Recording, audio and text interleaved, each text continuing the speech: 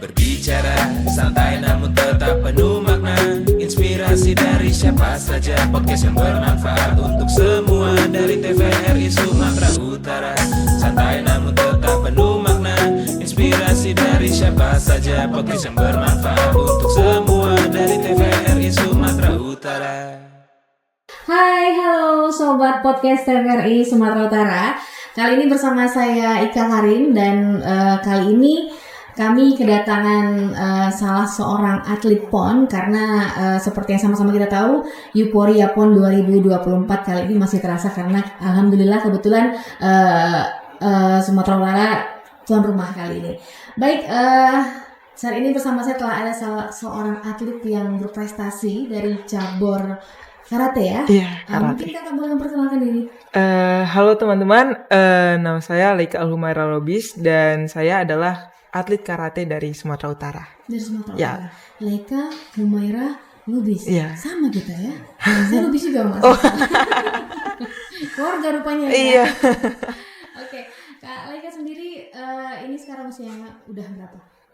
Usianya kemarin baru aja naik 20 di 15 September kemarin. Virgo berarti. Virgo. Oh iya. Iya, saya tanggal 20 nih. Ntar kita makan bareng. Oke, siap. Oke. Berarti sekarang masih kuliah? Masih kuliah. Masih kuliah. Kuliahnya di? Kuliahnya di Universitas Sumatera Utara. Oh iya, oke. Untuk di karate PON 2024 ini, Kak Leika sendiri meraih berapa emas nih? Untuk PON ke-21 tahun 2024 ini kemarin alhamdulillah saya meraih 1 emas di kategori komite perorangan minus 68 kg putri sama satu lagi tuh perunggu untuk kategori komite bergu putri. Oh, bergu putri. Oh, jadi memang kalau untuk karate ini banyak ini ya Kak, maksudnya banyak ini ya. Kayak kakak kan tadi berapa? 68. Iya, Oh, 68 itu beda. kg. Itu ada beberapa Iya, kategori. itu dikategorikan berdasarkan berat badan. Oh gitu. Oh, berarti sampai itu maksimal berat badan berapa? Maksimal itu 68 ke atas. Itu jadi ada 5 kategori untuk putri. Ada minus 50 kg, minus 55, minus 61, minus 68, sama plus 68. Oh, minus 68 itu berarti di bawah Anda Iya, ya? di bawah Ada. 68. Dari berapa? Dari 61 ke atas. Oh, 61 sampai 68. Iya. Nah, kalau yang 68 plus berarti Itu bebas sampai bebas, sampai 100 kilo pun nggak apa-apa? boleh. Ada? Setahu saya sejauh ini belum pernah tahu sih. Belum pernah tahu, Tapi mungkin ada, nggak tahu juga. kalau batasan usia nggak ada ya Kak? Untuk Batasan usia kebetulan di PON kali ini tuh udah dihapuskan. tadinya ada? Tadinya ada. Tadinya itu setahu saya batasan usia itu 27 tahun. 27 tahun. Kalau sekarang Untuk bebas sampai Bebas berapa sampai aja? umur berapa aja bisa. Balik lagi tergantung berat badan lagi juga ya. Oh iya. Ada nggak sih misalnya yang berat badannya tuh usianya udah misalkan usianya udah ya udah inilah ya, udah senior lah. Tapi berat badannya under 68 misalnya tadi di 50 berapa ada? Ada, gitu ya? ya bisa, ya tergantung postur tubuhnya juga kan. Mau setua apapun, tapi kalau postur tubuhnya emang yang untuk kelas kecil, ya kelas kecil gitu. Oh, kelas kecil. Nah, dengan latihan karate setiap hari latihannya ya Kak ya? Iya, setiap hari. Pagi sore nggak ada liburnya? Liburnya hari Minggu doang. Nggak terganggu kegiatan kuliah dan Pastinya terganggu, soalnya kan tiap hari, dan kemarin tuh sempet intensif itu 15 sesi 1 minggu. Itu persiapan ini? ya untuk persiapan ini. Jadi itu sesi pertama 5.45 sampai jam 7. Terus sesi kedua pagi. Sesi kedua itu jam 9 sampai sekitar jam 11. Terus sesi ketiga itu 2:30 sampai jam 5. Itu. malamnya free. Malamnya free. Tapi kalau mau punya pacar malam bisa ya? Enggak juga, soalnya kan di mes. Oh, di mes. Jadi semua tuh udah diatur, mulai dari bangun tidur, makan, semua latihan udah diatur. Pada ya? Pada. Terus kalian kan kalau boleh saya tahu nih, teman-teman podcast Sumatera Utara jadi pengen tahu sejak kapan nih Kak terjun atau tertarik nih sama dunia karate? Untuk masuk benar-benar baru masuk itu umur 10 tahun, kelas 4 SD. Ya, kelas 4 SD, tapi waktu itu tuh bosen karena itu juga belum umur pertandingan kan. Itu baru benar-benar mulai. Benar-benar iya, benar. Karena di situ belum ada kayak komite-komitean, masih latihan dasar terus. Jadi bosen kan, nggak bisa mukulin orang nih. Iya kan kita pengennya itu karate pukul-pukulan gitu kan. Tapi ini kayak iya ini kok mukul angin terus kan. Jadi bosen, akhirnya berhenti. Kemudian pas kelas 1 SMP itu disaranin ayah lagi buat daftar lagi kan. Akhirnya setelah berdebat apa segala macam, udah akhirnya nyerah, akhirnya daftar. Balik lagi. Kalau keluarga full support ya kak? Full support. Nggak ada, enggak, kamu perempuan, nggak boleh loh. Enggak. Atau memang ada garis darah keturunan memang dulu orang tua atlet atau ayah sih dulu. Ayah tuh dulu karateka juga. Tapi kemarin tuh ayah nggak sempet jadi atlet yang benar-benar atlet. Jadi waktu kecil tuh saya dulu sering mainnya tuh sama cowok. Jadi kalau main sama cowok tuh kan mainannya tuh pukul-pukulan kan, berantem-beranteman. Iya. Jadi kayak ayah mungkin ngelihat itu kan, oh ini mungkin bisa diarahin aja ke prestasi. Contohnya itu karate, yang kebetulan ayah tuh karate kan. Dulu juga sempat mau dimasukin ke wushu, tapi nggak tahu kenapa ayah kayak lebih ke karate aja lah, udah karate akhirnya dimasukinnya. Karena mungkin darah tadi juga kan. Iya, karena ayah juga punya pengalaman di karate juga kan, jadi lebih ke karate aja gitu. Biasanya kan kadang-kadang ya kalau bapak ya mungkin ya support anak perempuannya yang untuk jadi untuk nanti biar kamu bisa bela diri gitu. Yang nggak ada. Kalau misalnya ibu sendiri gitu atau misalnya saudara perempuan, komplain nggak kamu perempuan nggak boleh loh ntar kamu jadi tomboy atau apa, karena nggak dapat komplain itu dari saudara-saudara terdekat, teman-teman misalnya. Nggak ada sih, alhamdulillahnya nggak ada yang kayak gitu. Tapi kalau ibu tuh nggak pernah berani ngelihat saya ngelihat saya tanding itu nggak pernah berani. Nggak tega. Iya. Ibu tuh mikirnya saya tuh dipukulin, padahal ya kalau udah di lapangannya itu ya sama-sama pukul-pukulan gitu. Jadi dari awal saya karate dulu ikut-ikut tanding tuh, ibu tuh jarang banget nonton saya tanding ke GOR. Tapi kalau ayah selalu ada di GOR. Support system yang pertama ya. Terus pernah nggak sih kak selama fokus di dunia karate privat gitu, atau kan misalkan ada latihan bersamanya ya, latihan bersama, terus ada privat juga, atau privat sama ayah sendiri, atau cari senpai yang lain, senpai ya namanya ya. Iya. Kalau privat dijual di luar jadwal platda atau di luar jadwal wajib itu kayak ada di klub sih. Saya gabung, ada namanya Elite Squad Academy. Jadi itu kayak klubnya itu, pelatihnya itu mantan atlet nasional. Dan sekarang pelatih di nasional juga, pelatih Platnas karate. Di situ kalau privatnya. Tapi kalau misalnya di rumah itu privatnya sama ayah. Dan di situ waktu saya kecil, tiap latihan sama ayah saya mau nangis. Iya, biasanya kayak gitu ya. Mungkin lihat bapak sendiri nih gitu kan ya. Jadi mungkin kayak cemas mungkin ya. Bukan cemas, kayak kesel. Gitu. Lebih ke kesel, kayak misalnya nggak bisa terus nih kan. Udah dipaksa terus kayak lama kali pun ini gitu. Akhirnya kayak pengen nangis aja rasanya gitu. Kayak sering dulu sama ayah gitu. Pokoknya kalau abis selesai latihan udah diem-dieman gitu, nggak mau nyapa ayah gitu. Karena ayah sendiri mungkin. Iya. Kalau sempainya bukan ayah, iya. Nggak kayak gitu kali lah ya. Sama halnya sama anak kecil yang diajarin nulis sama orang tuanya, kan sering tuh nulis itu sambil nangis, netes air mata, kayak gitu. Kalau misalnya latihan sama ayah. Tapi kalau sama orang lain, pintar ya. Iya, sama orang lain.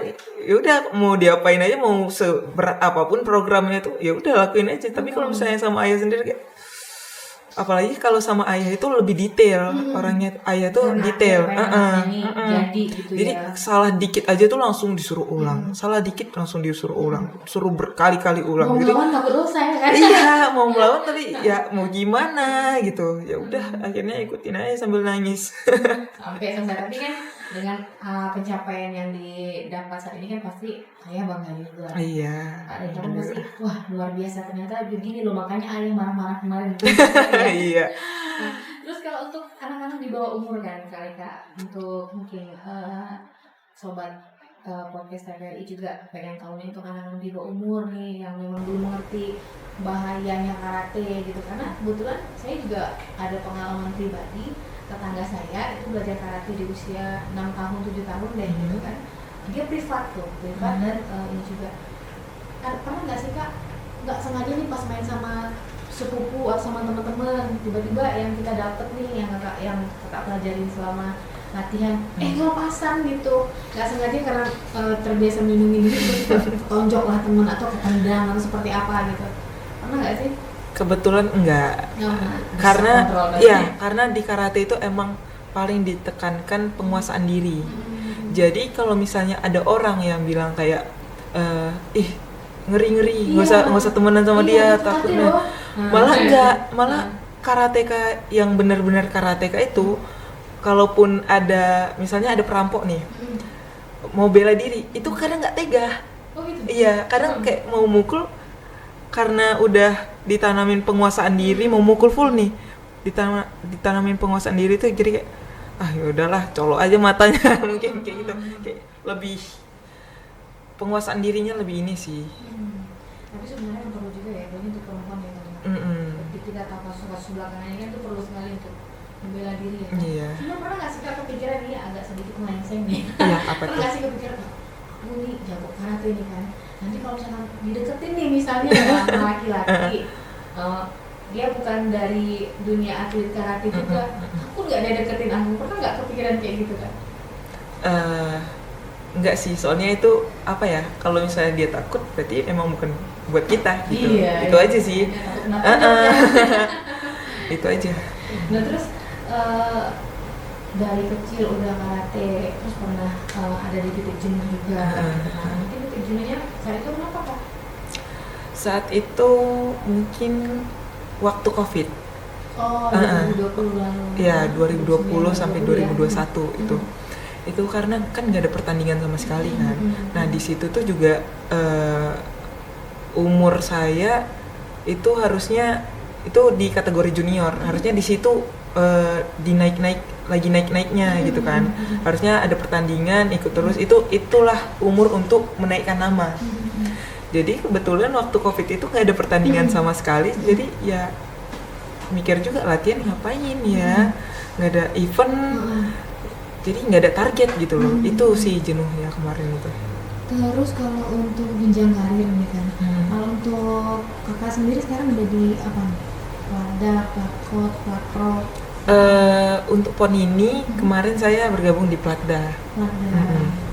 Platda berarti kakak asal dari Medan Kota? Iya, Medan Kota bergabung di tim Sumatera Utara gitu. Udah Platda berarti jenjangnya Platprov? Platda itu Platprov. Oh Platda, Platprov ya, berarti langsung Platnas. Iya. Ada nggak sih Kak keinginan buat gabung di Platnas? Ada dong, ya impian semua atlet itu kan, pasti ada. Itu biasanya kalau untuk karate, untuk atlet yang kira-kira memenuhi syarat untuk masuk ke Platnas tuh apa tuh? Apakah dari poin-poin yang dia kumpulin selama pertandingan atau apa gitu? Skill misalnya gitu. Kebetulan kalau untuk kriteria yang begitunya saya kurang tahu, tapi biasanya tuh kalau misalnya mau dipanggil ke Platnas itu ada satu event sebagai penyaringnya, contohnya PON ini. Seleksi gitu, atau mungkin dari hasil dari sini? Iya, hasil dari sini gitu, atau kemarin tuh di bulan 3 itu ada kejurnas, nah bisa dari situ gitu. Nah ini kan saya lihat nih kan kostumnya nih luar biasa sekali ya. Mungkin kalau saya pakai kayaknya cosplay jadinya ya. Nah ini apa nih Kak? Karate itu kan berarti ada apa nih? Ada 2 ya? Itu jurus atau apa sih namanya itu Kak? Kata komite itu apa namanya? Karate itu dibagi 2. Oh dibagi 2. Jadi ada kata sama komite. Kalau kata itu lebih ke seni. Seni itu kayak mempraktekkan jurus gitu. Jurus-jurus. Kalau komite itu yang berantemnya, laganya. Artinya ini baju Baju komite. Komite beda bajunya sama kata beda bajunya. Beda. Kalau kata tuh lebih tebel banget itu kainnya. Jadi kita gerak dikit aja tuh udah bunyi, Biar bunyi, krusuk gitu. Nah, kalau misalnya mukul biar plok gitu bunyi. Tapi kalau komite ya selalu dibuat setipis mungkin supaya kita lebih luas dalam bergeraknya. Nah kan Kalika kan perempuan ya. Biasanya kan perempuan kan kadang-kadang wah jangan ditonjok bagian ini nih misalnya. Pernah nggak sih Kak ngerasa cedera nih misalkan misalkan gigi, terus dada atau apa gitu, muka, hidung misalnya? Ya sering. Apalagi daerah bibir tuh sering pecah. Pecah sampai sering berdarah, netes darahnya. Tapi ya udah mau gimana lagi kan? Emang nggak bisa nangis lagi. Iya.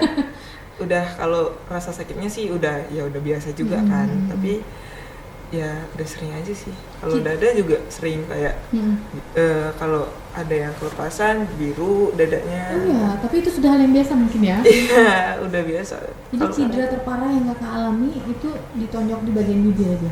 Kalau cedera itu kan banyak ya. Kalau cedera yang diakibatkan oleh lawan itu udah nggak kerasa sakit lagi sih. Kalau udah biasa. Kalau cedera karena latihan? Kalau cedera karena latihan itu yang sakit. Kalau cedera karena salah gerak atau kelelahan latihan itu, di bagian lutut atau di bagian ankle itu. Oh berarti memang hampir semua cabur suka cedera di bagian lutut kayak ACL, hamstring ya. Hamstring. Nah kalau untuk karate, kalau untuk sebelum latihan kan pasti ada warming up-nya. Itu sama warming up-nya lari gitu. Sama. Stretching, lari, pokoknya nyiapin otot sampai bener-bener ready buat program inti baru kita. Kalau untuk puding sendiri Kak, yang mungkin yang harus dimakan nih supaya jaga kondisi, supaya fit terus latihannya, supaya juga tenaganya kuat nih, tonjokannya mantep nih, gitu. Apa yang harus dimakan? Kalau puding sendiri yang pastinya vitamin ya, vitamin basic lah, vitamin C, omega 3, sama protein. Protein yang harus dipenuhi. Soalnya kan kita latihan tiap hari ya.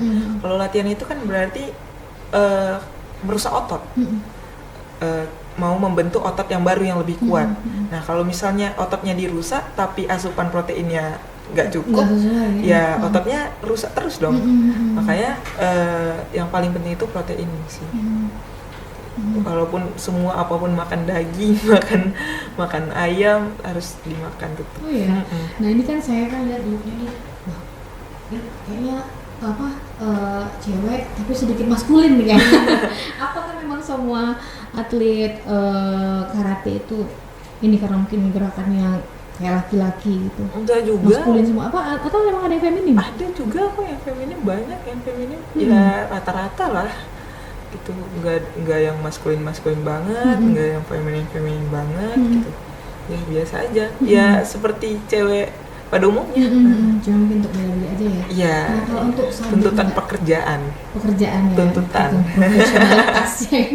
Nah, kalau untuk sabuk nih Kak udah sampai kan dia ada warna apa ya? Kuning. Oh, hijau, itu dari putih, kuning, hijau, biru, coklat terus hitam. Terakhir hitam. Hitam itu yang paling tinggi. Itu apa tuh kalau misalkan juniornya manggilnya apa tuh ya? Kalau kita misalnya junior manggil senior tuh manggilnya senpai. Senpai manggil junior tuh kohai. Oh gitu. Tapi jarang dipraktekin sih. Kalau misalnya senior manggil junior ya panggil nama aja biasa, enggak hey kohai gitu, enggak. Iya. Terlalu formalitas pula ya kan. Iya. Kalau misalkan nama seniornya senpai ya mungkin namanya aja dipanggil. Enggak, tapi kalau sama senior wajib senpai. Itu ada hukuman wajib salah gitu ya? Ya tergantung orangnya juga sih. Oh, gitu. Ada yang senior yang santai aja kalau misalnya panggil bang kak gitu. Ada yang senpai, tapi kalau misalnya senior yang jauh gitu, kalau bisa senpai lah. Itu kan emang karate itu ada hierarkinya, harus menghormati hierarkinya itu. Nah, sekarang kan Kalika udah kuliah ya. Tentunya waktu SD, SMP, SMA kan pasti sudah latihan juga ya kan? Iya. Ya, terus pernah nggak dapat komplain dari sekolah? Latihan terus lu gitu kan? Sekolah enggak gitu? Pernah nggak? Atau emang sekolah juga mendukung?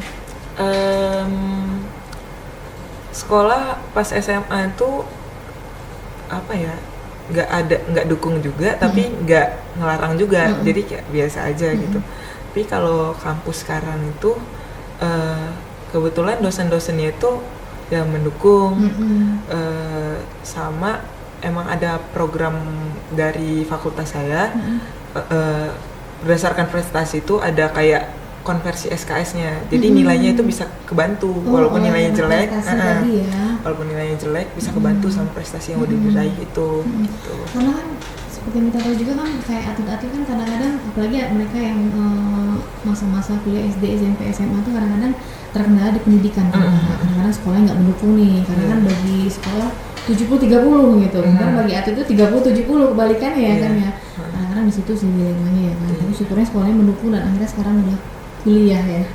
Terus kalau untuk ini Kak, pertandingan-pertandingan yang dari mulai yang kecil sampai yang bergengsi itu apa-apa aja yang pernah Kakak ikuti? Oh, kalau pertandingan pertama saya itu saya paling ingat itu pertandingan antar dojo, namanya Sedeli Cup. Sedeli itu nama dojo saya, nama tempat latihan saya.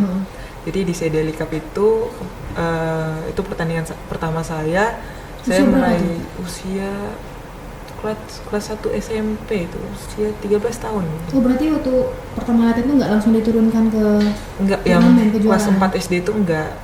Masih latihan-latihan dasar biasa aja, basic aja. Itu saya meraih perunggu kemarin. Terus yang paling bergengsi PON ini.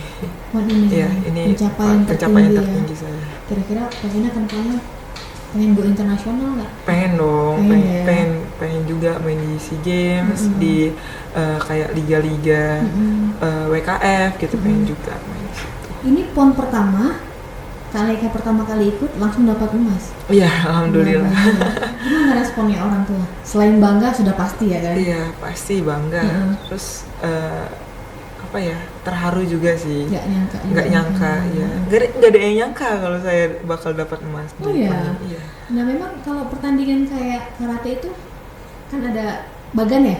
Iya, bagan. Bagannya itu di bagan berapa orang gitu? Karena apa? Waktu jawab 32, 16 gitu.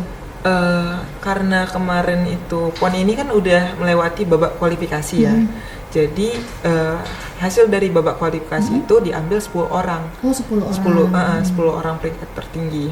Jadi yang main di PON itu cuman 10 orang hasil dari babak kualifikasi, 2 orang dari tuan rumah Sumut Aceh, sama sisanya itu dari provinsi baru kayak Papua Barat Daya, Papua Pegunungan itu. Jadi kebetulan kemarin seingat saya di kelas saya itu ada 13 atau 12 orang gitu. Jadi satu orang tuh bisa 3 sampai 4 kali main. Itu bagannya itu misalnya per bagan berarti 13 bagannya ya. Itu ada unggulan ya? Jangan kayak unggulan 1, 2 nih kalau kayak apa kan kebanyakan kan bagan tuh unggulan 1, 2 yang di atas bawah gitu. Sama juga ada unggulannya. Kebetulan untuk di PON ini kemarin tuh nggak ditentuin berdasarkan ranking. Berdasarkan poin. Kemarin itu ditentuin dari undian, gitu. Pakai bola pingpong. Pas manajer meetingnya ya? Ya, pas technical meetingnya itu pakai bola pingpong. Terus di pertandingan awal itu ketemu siapa Kak? Nah itu sialnya saya. Loh kok sial? Tapi dapat emas loh. Itu sialnya pakai bola pingpong itu. Saya pas main pertama ketemu sama peringkat pertama babak kualifikasi dari DKI. Dari DKI. Wah, Jawa pula. Dari DKI juga kan. Kan kalau di karate ini DKI diunggulkan. Oh, DKI unggul. Unggul lah. Itu. Terus ketemu pertama sama DKI, ketemu kedua sama Jawa Timur. Itu yang Jawa Timur itu peringkat kedua babak kualifikasi. Jadi kayak waduh, grup saya kok gini. Kok dapat yang ini bola pingpongnya apa? Ada masalah apa sama saya? Kok gitu. Nggak ketemu bagan yang enak ya? Gitu. Tapi alhamdulillah ya. Alhamdulillah. Saya juga nggak nyangka bisa ngelewatinnya. Itu di kata atau komite Kak? Di komite, saya yang komite. Oh, komite. Kalau karate itu nggak melulu kata, nggak melulu komite atau gimana? Atau kayak kalau masih yang kecil-kecil kan suka dua-duanya ya, kata komite. Biasanya kalau udah atlet yang profesional, udah ya atlet profesional itu biasanya cuma satu. Komite aja. Komite aja, difokuskan sama satu. Soalnya kalau dua itu kan kata sama komite itu kan beda ya ininya. Dari postur aja itu udah beda. Soalnya kata itu kan juga? biasa kan lebih bulky badannya kan, lebih ototnya itu lebih apa ya, lebih berisi gitu dibandingkan komite. Beda? Iya. Soalnya kan kalau kata itu latihannya itu latihan pukulannya itu mendem. Sedangkan kalau komite itu narik. Tuh. Makanya kalau misalnya dua-duanya itu ntar ototnya bingung dong. Oh gitu. Ini ntar apa ya, mukulnya itu nanti takutnya pas di komitenya itu nggak narik malah. Itu karena udah kebiasaan di kata. Oh di kata. Kalau misalnya ke bawah-bawah nggak dapet poin dong? Nggak? Kalau misalnya nggak ditarik ya nggak dapet poin. Kalau misalnya gini doang nggak dapet poin. Iya juga ya. Berarti emang kalau sudah profesional, udah nasional berarti harus fokus kata komite. Sebenarnya bisa dua-dua, tapi ya bakal berat banget. Satu aja berat banget, apalagi dua. Iya, ketemu bulan pula ya kan. Terus Bener. kenapa kakak nggak memilih ke kata aja? Karena Yang tidak beradu fisik kan, yang ibaratnya lebih safety gitu. lebih suka aja kalau misalnya ada lawan di depan gitu. Kalau kata itu kan lebih ke ngelawan diri sendiri. Itu kayaknya lebih berat. Tapi kan lebih safety. Kalau saya milih kata aja biar nggak tonjok orang kan. Tapi latihan kata, atlet kata juga bisa cedera kan? Oh iya. Iya bisa juga cedera. Tapi dia cedera tunggal. Cedera tunggal. Beda sama komite ya. Tapi kalau kata bergu itu bisa cedera. Kan kata bergu itu ada namanya bungkai. Jadi bungkai itu kayak implementasi jurus yang dilakukan di katanya. Itu kata bergu itu ada 3 orang. Jadi 3 orang yang main. Jadi di bungkai itu kayak ya udah mereka berantem berdasarkan gerakan kata itu. Oh tapi semacam komite jadinya? Iya semacam komite tapi gerakannya udah diatur. Oh kalau komite bablas aja gitu gerakannya? Iya, kalau kata bergu itu udah diatur semuanya, tapi tetap harus full speed, full power. Kadang kan bisa kelepasan juga kan. Jadi teman-teman saya walaupun mainnya di kata, kadang biru di sini ya, biru di perutnya.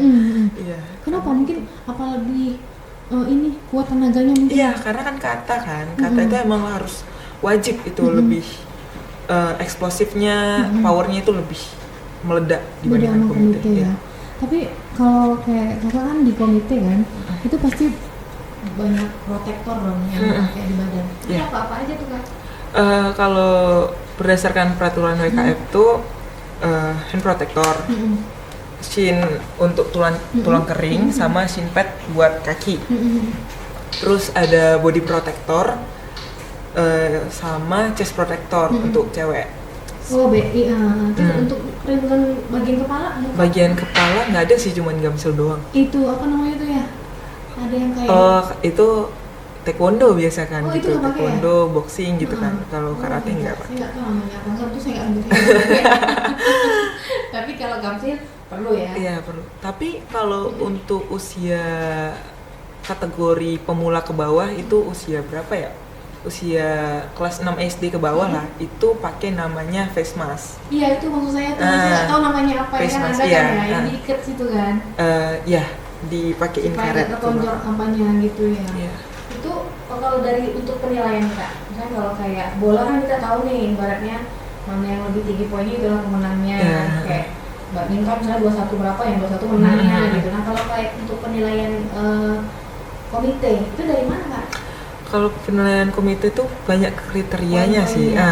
Kriteria poinnya itu banyak. Jadi di komite itu ada 3 poin. Ada 1 yuko. Yuko itu pukulan. Bisa pukulan target atas sama target bawah. Target bawah cudan. Target atas dari kepala ke Dada ke kepala. Tapi kalau misalnya di kepala itu wajib kontrol. Jadi pukulannya itu enggak benar-benar pukulan yang benam gitu, harus ditarik. Tuh. Tapi kena.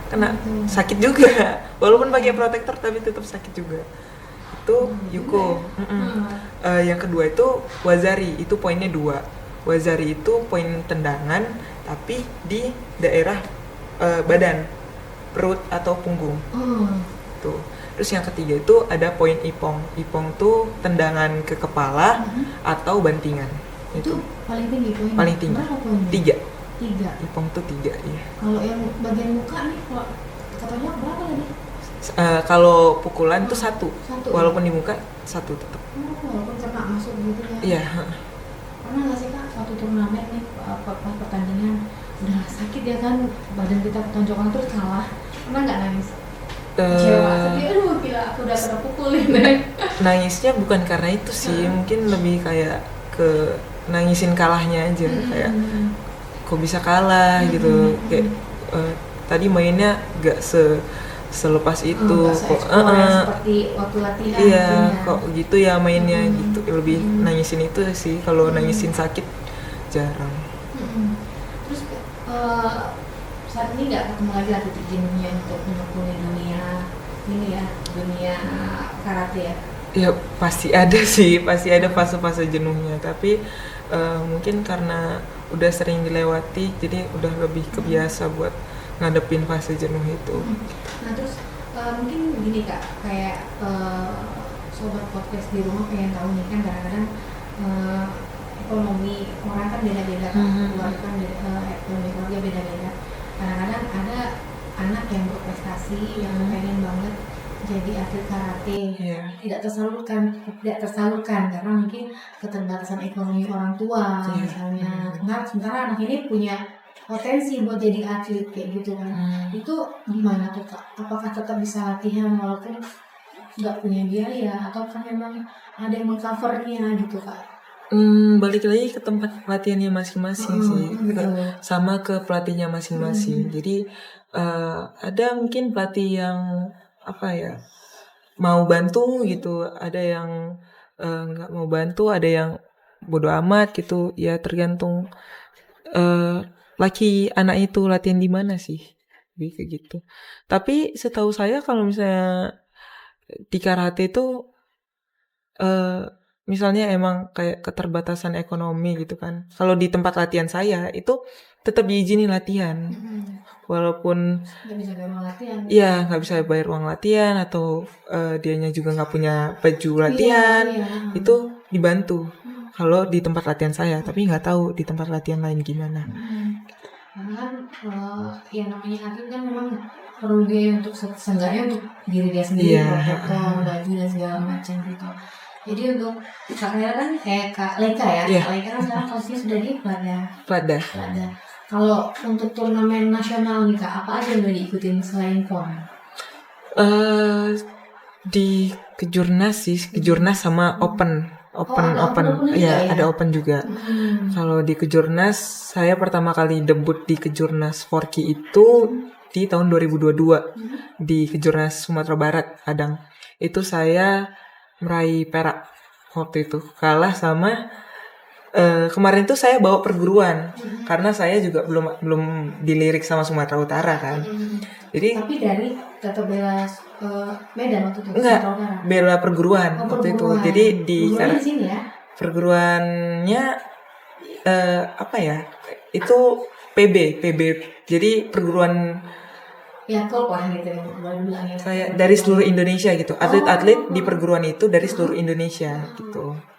Itu dikumpulin dalam satu tim, itulah yang bakal dibawa ke kejurnas.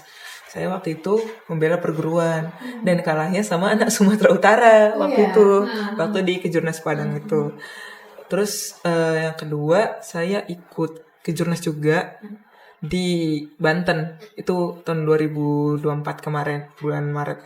Itu saya juga perak kemarin, kalahnya sama yang DKI itu, Kak Kiko. Yang kemarin Kak Alika kalahin balik ya.